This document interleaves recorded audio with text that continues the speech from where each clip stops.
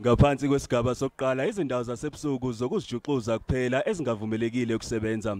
Kanti ke umthetho wesikhathi sewasho uxegisiwe njengoba izakhamuzi zingavumelekile ukuba semgaqweni kusukela phakathi kwamabili kuze kushaye ihora lesine entathakusa. Utshwala buzothengiswa phakathi nesonto kuphela kuze kushaye ihora lesihlanu ntambama. Kepha ke buzothengiswa nangezimpelasonto kuze kushaye amabili ezindaweni ezinegunya kuphela. Lezi indawo ama-bar, ama-tavern, ama-restaurants kanye nama-pubs. Ungqongqoshe wezempilo uDokotela Zwelimkhize uxwayisa ngokuthi nakuba izwe selingene esigabeni sokuqala kodwa igciwane lona lisekhona.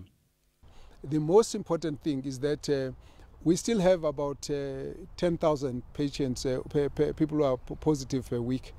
And we also know that there are more than the 10,000 who are infected because the numbers are much higher. We're now searching for the vaccine.